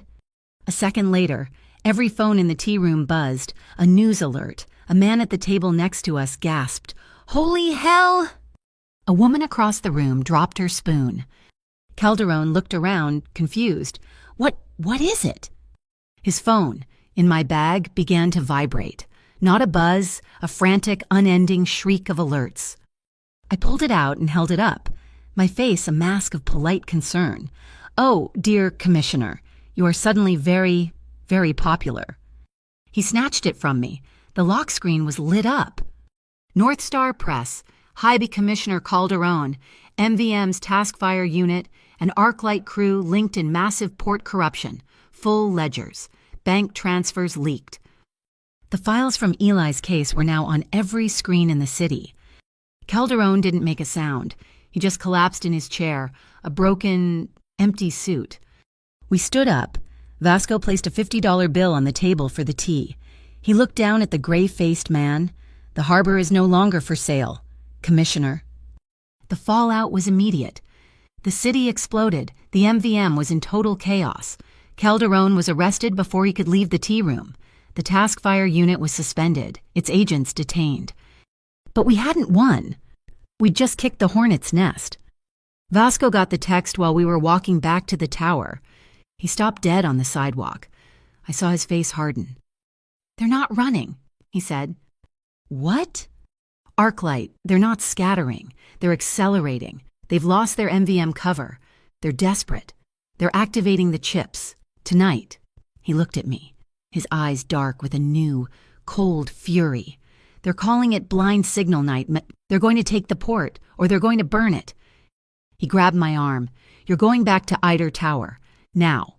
You'll be safe there until this is done." I pulled my arm free. "No." "Lark, this is not a discussion.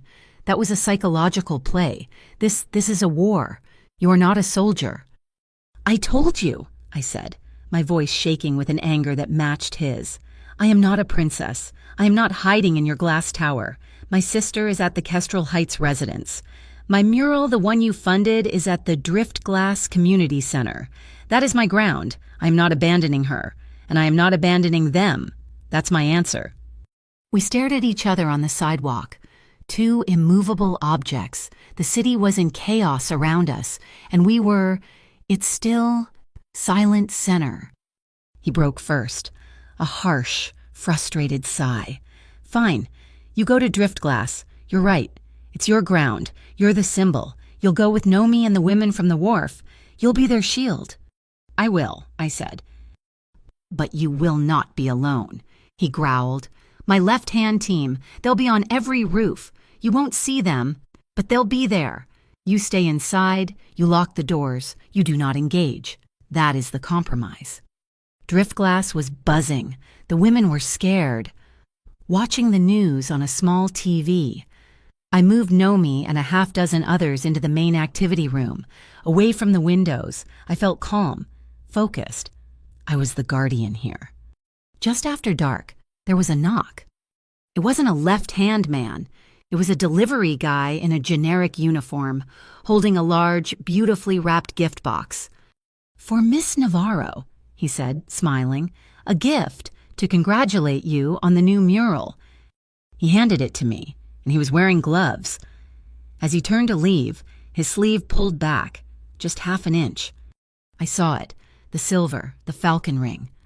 My blood didn't just run cold, it froze solid. I looked at the box. It was perfect, a large satin ribbon, and running from the ribbon's knot, so thin it was almost invisible, was a microfilament wire, a pressure trigger. If I pulled the ribbon, if I opened the box, I placed it gently on the floor. "Nomi," I said, my voice terrifyingly calm. "Everyone, we're going to practice that fire drill we talked about. Right now, no running, just walk, quietly, to the community basement." They looked at me, confused. I pulled out the burner phone Vasco had given me, the one linked to his security. I texted the number for the left-hand team. "Falcon, package, need cover sound." I started moving the women and 2 children, keeping my body between them and the box, quickly, quietly. As the last woman started down the basement stairs, it began the bells. The bells of St. Meridian, 3 blocks away, not a gentle chime, a deafening, rolling peal, an avalanche of sound, as if it were Easter and midnight all at once. The sound hammered the building, covering any possible noise, any panic. I locked the basement door from the outside. They were safe.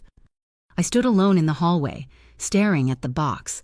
I texted one word to Vasco, our code, the one that meant the enemy was no longer at the gate, but inside.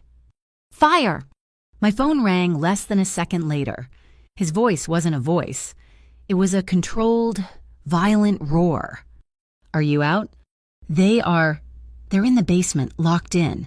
I'm in the hall. It was him, Vasco, the Falcon. He brought a gift." A terrible, ragged sound over the line.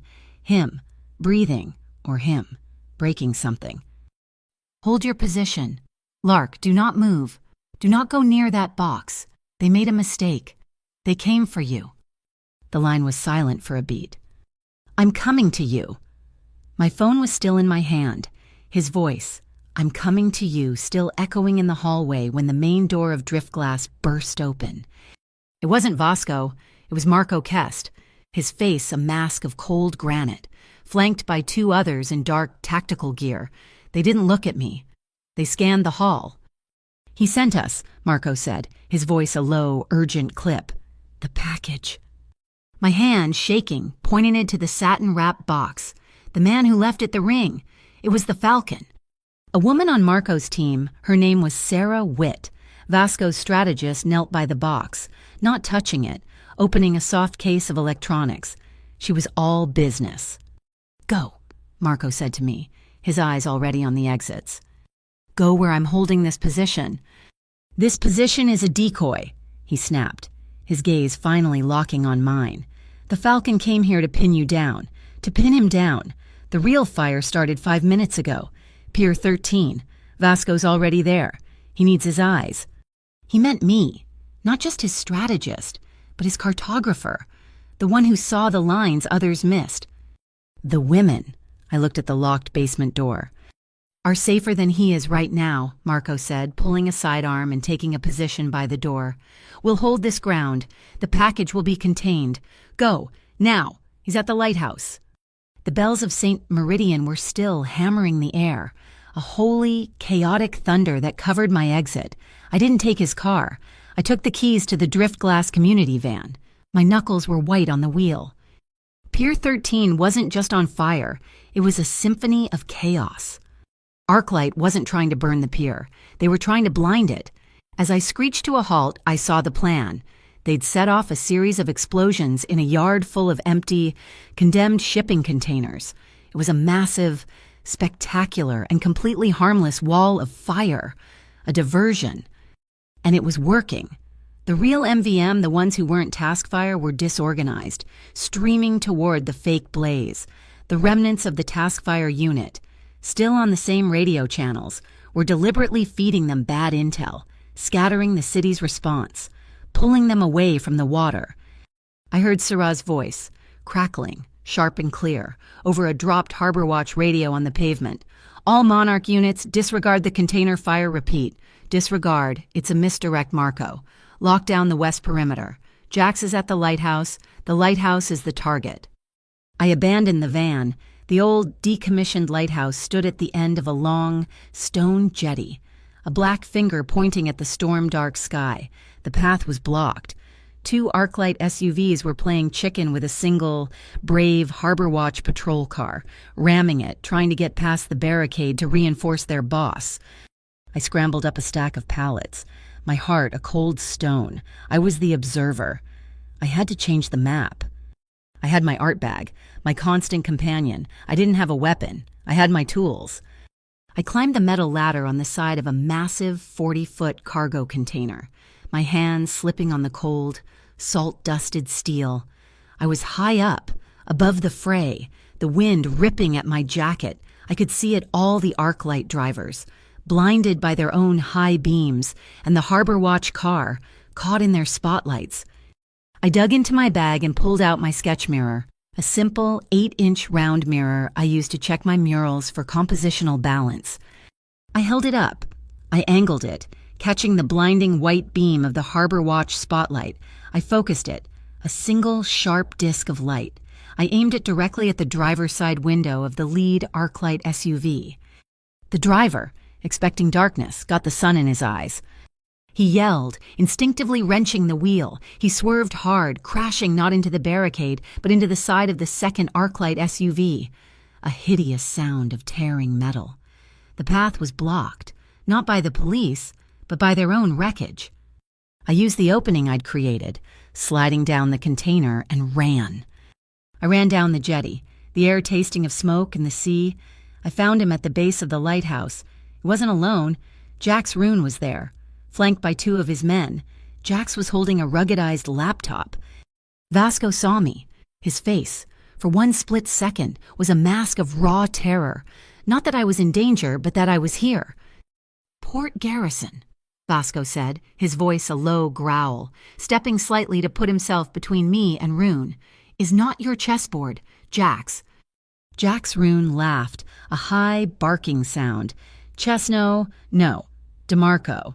It's not a chessboard. It's a blank slate, and I'm the artist now." He held up the laptop. He hit a key. Vasco's earpiece, which he'd jammed in on the way, shrieked. I could hear Sarah's voice, high and panicked. "Vasco, the grid is down. It's down. I've lost all shipping channels. They're blind. Everything is dark. I can't see the ships." Jax held the laptop screen out for us to see. The harbor map, usually crawling with dozens of green electronic signatures, was blank, empty. "The ghost ships," I whispered, "the words stolen by the wind." "Exactly." Jax grinned, his eyes manic. "Total darkness. The port is blind. My cargo, the real cargo, is moving in, and not a single radar in the city can see them." He pointed out to the black water, and as a bonus, the harbor queen, he indicated a massive city rescue vessel, its lights visible in the distance, "is heading straight for the Trident Reef. Their navigation just told them it's 3 miles of open water. They'll be torn apart in 5 minutes. "The light," I said, my voice sharp. Vasco looked at me. "The main lamp. Can you turn it on?" "The light won't help," Jax barked. "It's all part of the system. It's compromised." "Not the new light," I said, pointing up at the massive, dark, ancient Fresnel lens, the one that hadn't been lit in 30 years. "The old one, the emergency auxiliary." Vasco understood instantly. He looked at Jax. "This is still my harbor." He grabbed my arm and shoved me toward a rusted, heavy steel door at the base. "The panel. Do it."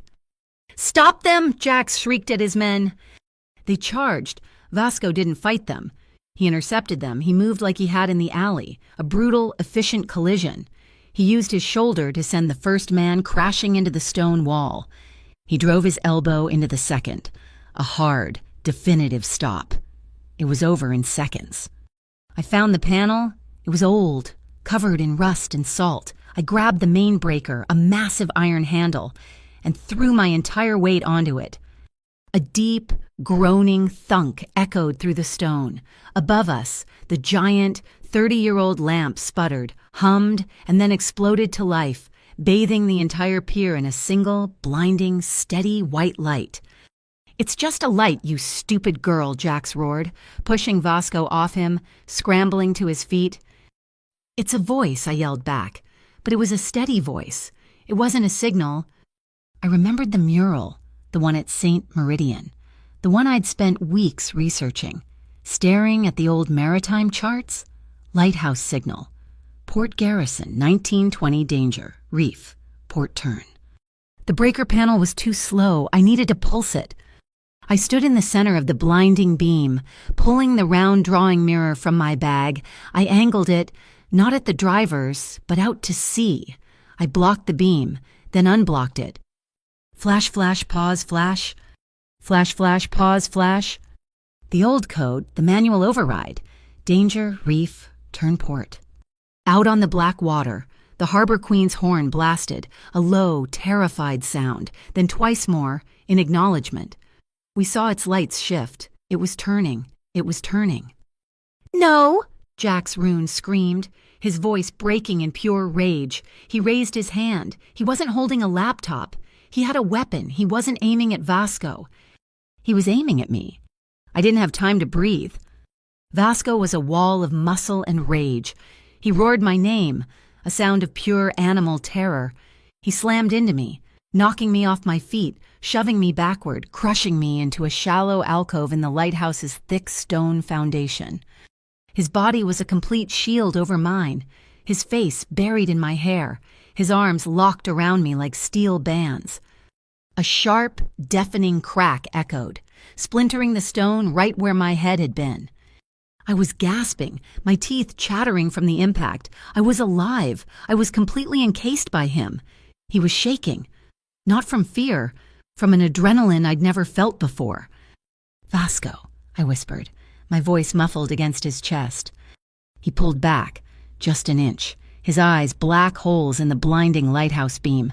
His breathing was ragged. A dark tear, a graze, was scored across the shoulder of his jacket. The shot had missed me, but it had touched him.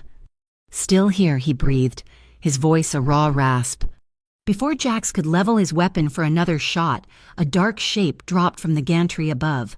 Marco Kest. He landed silently on Jax's back, a perfect, brutal tackle. The weapon skittered across the wet concrete. Marco had Jax's arm twisted, his knee in his spine. The fight over. Grid is stabilizing, Sarah's voice shrieked, tinny and triumphant from Vasco's earpiece. Backup is online. They're lit up. Boss, I see them all. The port is ours.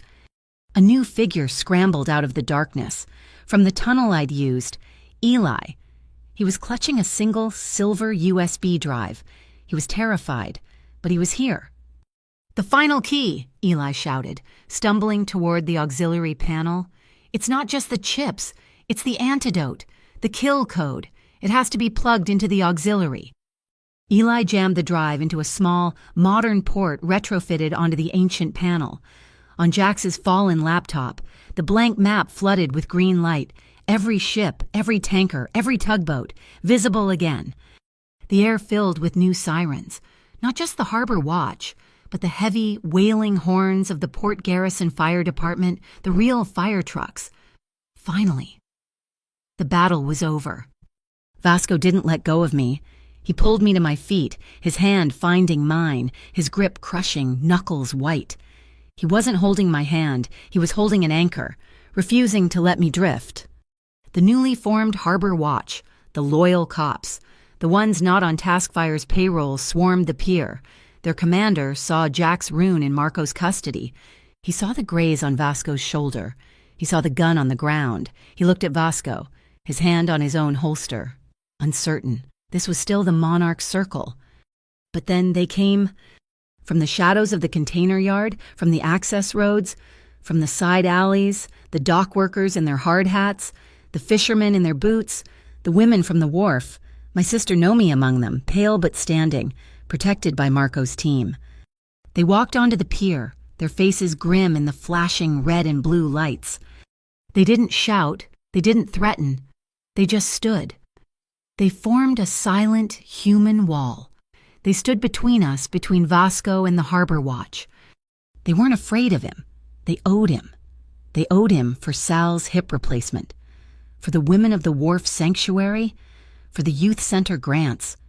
Vasco stood there, his hand locked in mine, breathing in the salt and smoke. He looked at the wall of people, and for the first time, he didn't look like a king. He looked like a man who had finally, against all odds, come home. The siren stopped screaming at the pier and turned into a dull, bureaucratic flashing.